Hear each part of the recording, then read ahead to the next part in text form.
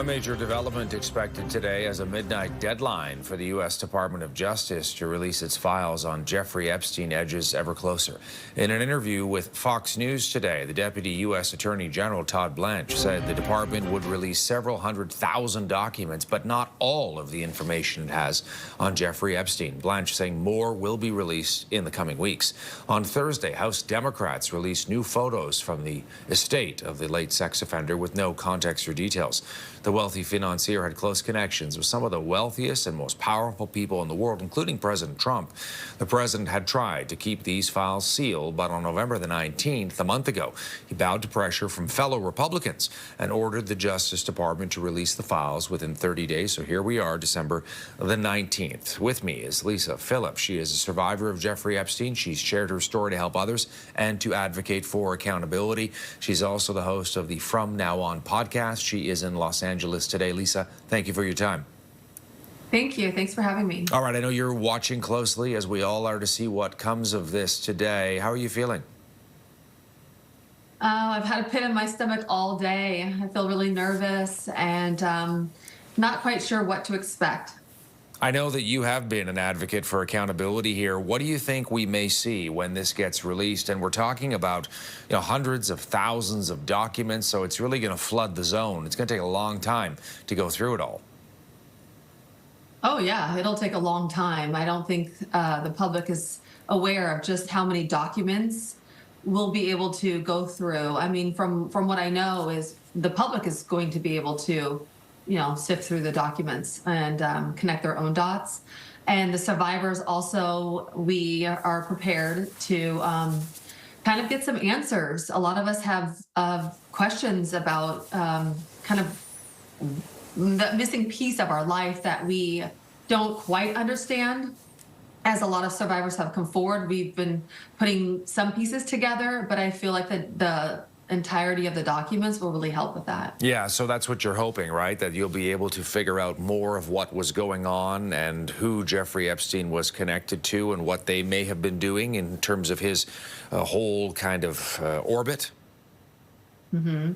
Well, yeah, with not just wealthy people, but who was enabling the institutions, just the whole gamut of anybody or any business or people that were involved.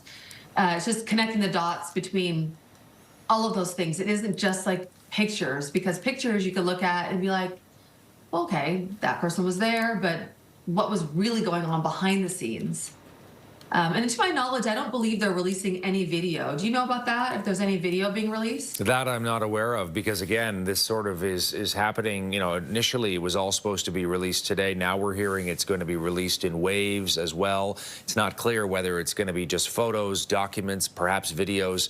All of that is still to be determined. But let me ask you, just building on that, are you worried about, getting frustrated? Because we do know that there could be a lot of this stuff that'll be redacted, in other words, blacked out.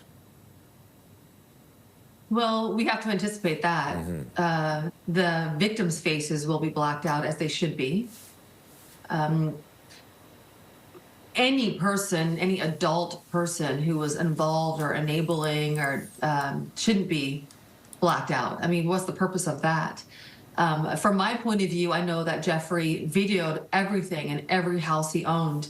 And so for me, the video would really tell a deeper story. And with pictures, it's really hard for us to connect the dots just from pictures, in my opinion. Yeah, how frustrating has this whole process been for someone in your position to watch this story unfold? There's a lot of attention rightly on it, but to make sure that you and others who went through this are not sort of lost in it all.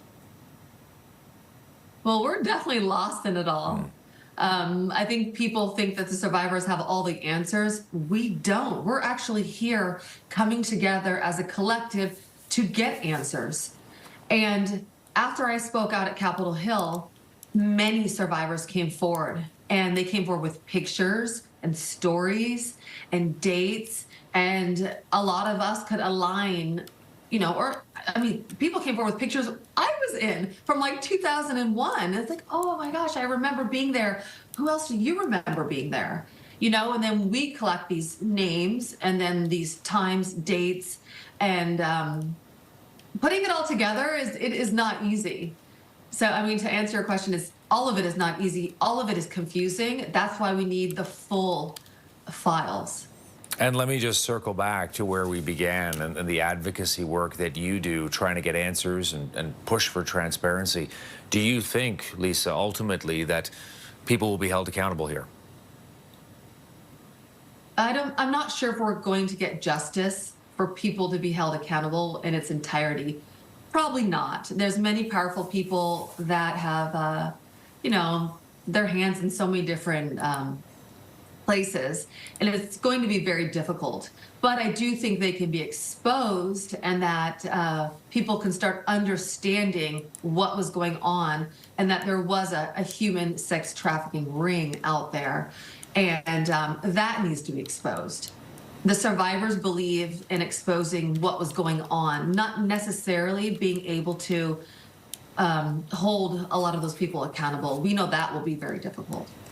Lisa Phillips joining us from Los Angeles. She's a survivor advocate, the host of the From Now On podcast. Lisa, thanks for taking time for us in Canada. So important, and it's wonderful to have you part of the conversation here as we follow the story. Absolutely. Thank you.